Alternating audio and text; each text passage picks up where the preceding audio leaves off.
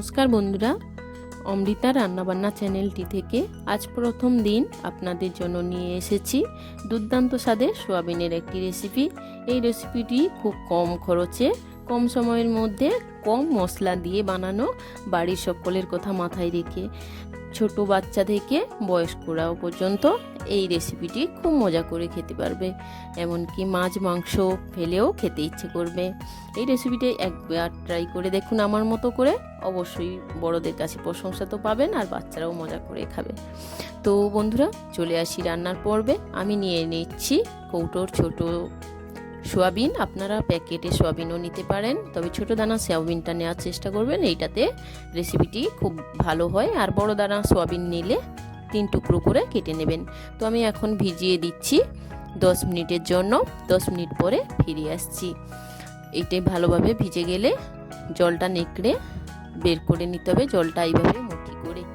তো আমি এখন আলু কেটে নিলাম চৌকো চৌকো করে, এইভাবে, খুব বড় নয় আর খুব ছোট নয়, মাঝারি সাইজের। আর একটি মাঝারি সাইজের পেঁয়াজও কেটে নিলাম। কয়েক টুকরো রসুন নিয়ে নিলাম গ্রেট করে করার জন্য, আর কিছুটা আদাও নিয়ে নিলাম, গ্রেট করে নেব। এখন আমি রান্নার মূল পর্বে চলে এলাম। গ্যাসের ওভেনটা জ্বালিয়ে কড়াটা গরম করতে দিয়েছিলাম। কড়া গরম হয়ে গেছে। এখন আমার সরষের তেল দিয়ে দিলাম। তবে তরকারিটা সবাই সরষের তেলেই রান্নার চেষ্টা করবেন। সরষের তেলে এই তরকারিটা খুব ভালো টেস্ট আসে। আর এখন আমি আলুর মধ্যে দিয়ে দিচ্ছি সোয়াবিনগুলো, নেকড়ে জল সরিয়ে ভালোভাবে হাত দিয়ে নেকড়ে চেপে চেপে সোয়াবিনগুলো রেখে দিচ্ছি। আর আমার মেয়ে কয়েক টুকরো গাজর দিয়ে দিয়েছে, তাতে কোনো সমস্যা নেই, গাজর তো মিষ্টিই হয়। তো গাজর আপনারা স্কিপ করে দিতে পারেন, কোনো অসুবিধা নেই তাতে। তো আমার মেয়েও আমার হাতে হাতে একটু করে দিচ্ছে। তো আমি এখন সোয়াবিন আর আলু ভেজে নেব। কড়াইটা গরম করে নিয়েছি, কড়াইতে তেল গরম হয়ে গেছে। দিয়ে দিলাম আলু আর সোয়াবিন, তাতে দিয়ে দিচ্ছি লবণ আর একটু হলুদ। লবণ হলুদ দিয়ে ভালোভাবে নেড়ে চেড়ে ভেজে নেব সোয়াবিনটা। আলুটা খুব বেশি ভাজার প্রয়োজন নেই, তাই একসঙ্গে দিয়ে দিলাম। সোয়াবিনটা ভাজা হলেই ওই অবস্থাতেই আমরা নামিয়ে রেখে দেব। তো এই তরকারিটা একদম কম তেলে রান্নার জন্য সবাই খেতে পারবেন, বাচ্চা থেকে বয়স্করা। আমার প্রত্যেকটি রেসিপি কিন্তু এইভাবে কম মশলা, কম তেল দিয়েই রান্না। আমি কম তেল পছন্দ করি এবং স্বাস্থ্যের কথা মাথায়ও রাখি।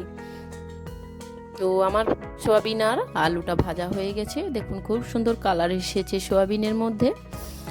এই অবস্থায় আমি নামিয়ে নেব।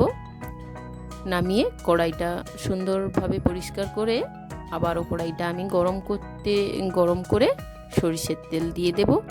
এখন চলে আসি রান্নার মূল পর্বে। তো বন্ধুরা, এখন আমি নামিয়ে নিয়েছি, আর আমি আদাটাও গ্রেট করে নিয়েছি আর রসুনটাও গ্রেট করে নিলাম। তো আমি এখন রান্নার পর্বে চলে যাচ্ছি। আর আলু, একটা মাঝারি সাইজের পেঁয়াজ গ্রেট করে নিয়েছি। কড়াইটা দেখো পরিষ্কার করে গরম করা হয়ে গেছে। এখন আমি সরিষার তেল দিয়ে দিচ্ছি। আমি পুরো রান্নাটা সরিষার তেলে করব। এখন দিয়ে দিচ্ছি গরম তেলের মধ্যে কিছুটা পরিমাণ 5 ফোড়ন। 5 ফোড়নটা খুব ভালোভাবে ভাজা হয়ে গেছে। এখন দিয়ে দিচ্ছি একটি বড় সাইজের পেঁয়াজ কুচিয়ে রেখেছিলাম। পেঁয়াজ কুচিটা ভালোভাবে ভাজা হয়ে যায়। ভালোভাবে ভাজা হয়ে গেলে দিয়ে দিচ্ছি রসুন কুচি। রসুনটা ভালোভাবে ভাজা হয়ে গেলেই দিয়ে দেব আদাটা আমি গ্রেট করে রেখেছি। এই আদাটাই আমি তরকারির মধ্যে দিয়ে দেব। এইভাবে পেঁয়াজ আর রসুনটা ভাজা হয়ে গেলে এখন আমি দিয়ে দেব আদাটাও ভালোভাবে ভেজে নিতে হবে, তা না হলে সবজির যে এই আদা রসুন পেঁয়াজের যে কাঁচা গন্ধটা বাজে লাগে তরকারিতে।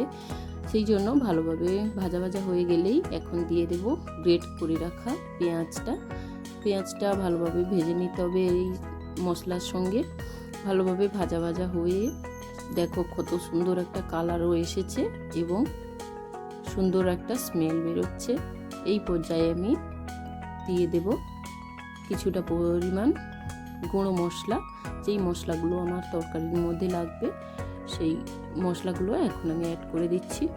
লবণ 1 চামচ, আবার 1 চামচ দিয়ে দিলাম হলুদ, কারণ আমার লবণ আর হলুদ দেওয়া ছিল আলু আর সোয়াবিনের মধ্যে, সেই কারণে এখন আমি পরিমাপ বুঝেই তরকারির মধ্যে লবণ হলুদ অ্যাড করে দিলাম। আর দিয়ে দিলাম একটু কাশ্মীরি লঙ্কার গুঁড়ো, আর এখন দিচ্ছি লাল লঙ্কা, অর্থাৎ ঝাল, যেটাতে ঝাল থাকে ওই লঙ্কার গুঁড়ো। এই তরকারিটা কালার হওয়ার জন্য গুঁড়ো লঙ্কাটাই অবশ্যই ইউজ করবেন, তবে আপনারা চাইলে কাঁচা লঙ্কাও দিতে পারেন, তবে এই পর্যায়ে কাঁচা লঙ্কাটা অ্যাড করে দেবেন। দিয়ে মশলাগুলো ভালোভাবে কষিয়ে নিচ্ছি। মশলাটা খুব সুন্দরভাবে কষিয়ে নিতে হবে।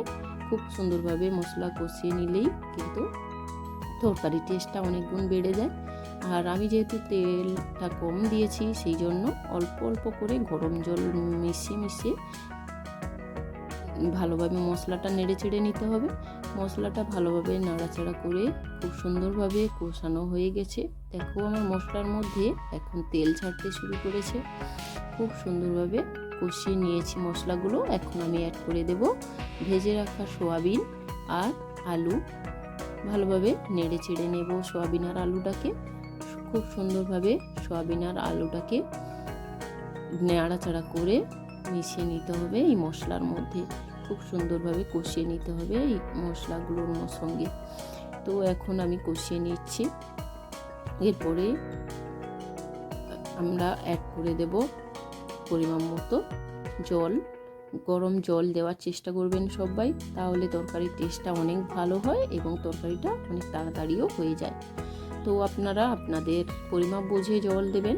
আমি দিয়েছি 2 বাটি জল, কারণ আমি খুব বেশি ঝোল রাখবো না আর খুব শুকনো শুকনো করবো না, মিডিয়াম রাখবো তরকারিটা, সেই জন্যই। তো আমি এখন জল দিয়ে দিয়েছি। এবার আমি ঢাকিয়ে দেবো 10 মিনিটের জন্য। 10 মিনিট পরে ফিরে আসছি আপনাদের সামনে।